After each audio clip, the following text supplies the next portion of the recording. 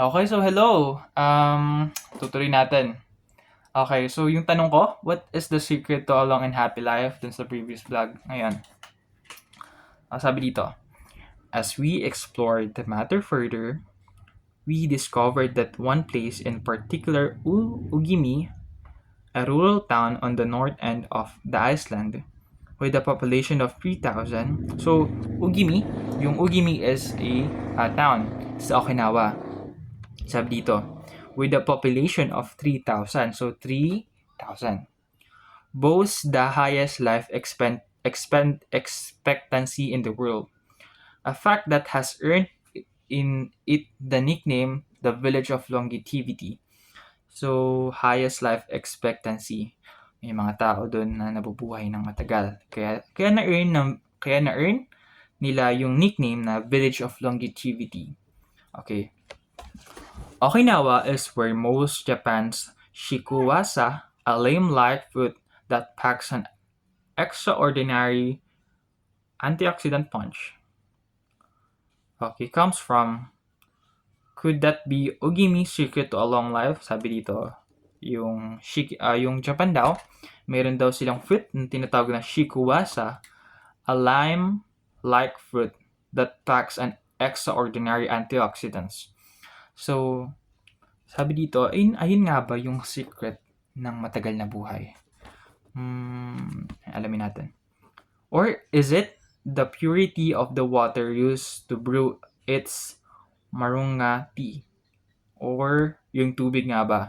Yung fruit nga ba or yung tubig nga ba? Purity of fruit that has extraordinary antioxidant or the purity of the water? Ano sa inyo? Well, ito.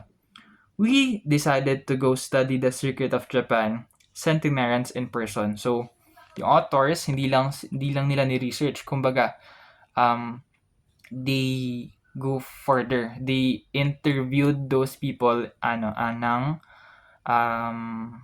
personal. Okay. After a year of preliminary research, we arrive in the village where residents speak an ancient dialect and practice an animist religion that features long-haired forest spirit called Bunagaya. Okay.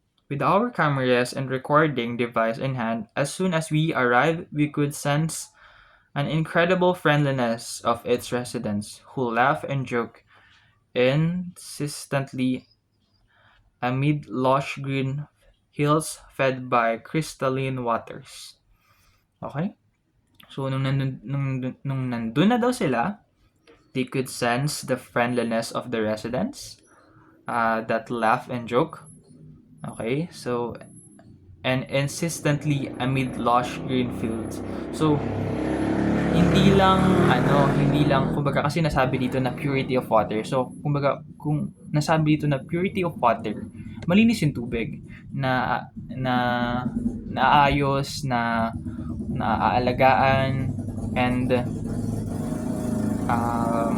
it means maayos yung lugar. So, kaya sinabi dito na amid lush green hills fed by crystalline waters, okay? Malinis na tubig. Yung mga tao daw doon is palatawa, kaya nga nasense sila yung friendliness of the residents. Okay, fourth page. As we conduct our interviews with the elders residents of town, we realized that something far more powerful than just these natural resources was at work.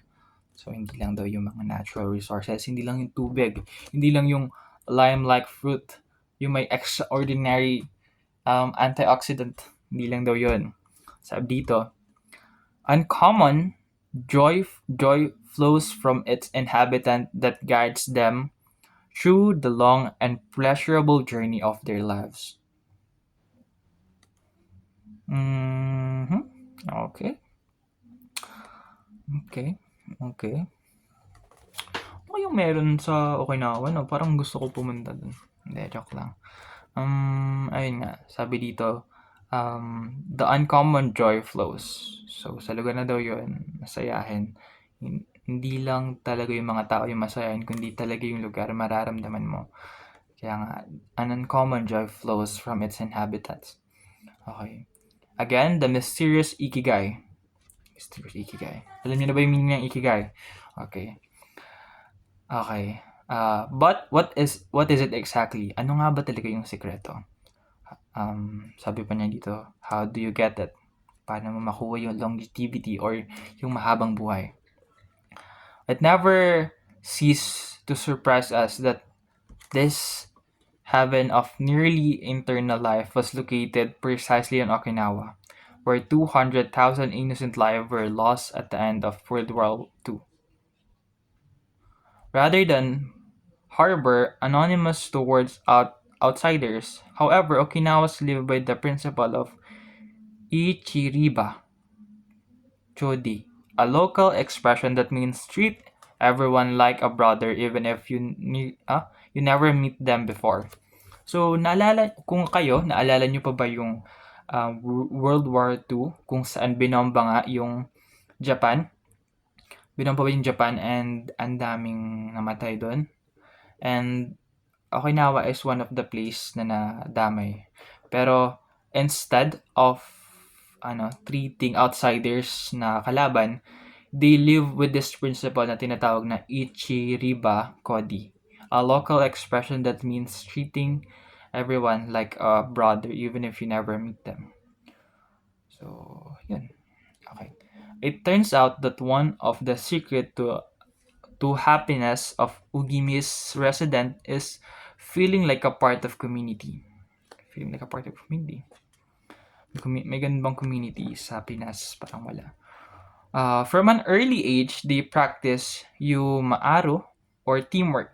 So Yumaaro means teamwork. And so are used to helping one another. Okay? Nurturing friendship, eating light, getting enough rest, and doing regular moderate exercise are part of all of the equation of good health. But at the heart of joy, at the heart of the joy de vivre.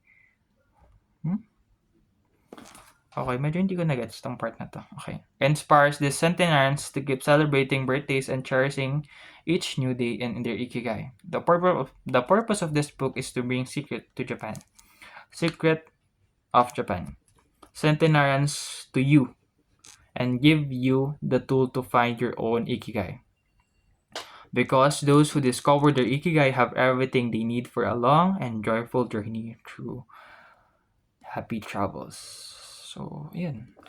Prologue lang pala to, pero, ayun prologue lang to. Pero, ayun, tutuloy natin to. And, ikaw, ano nga bang ikigai mo?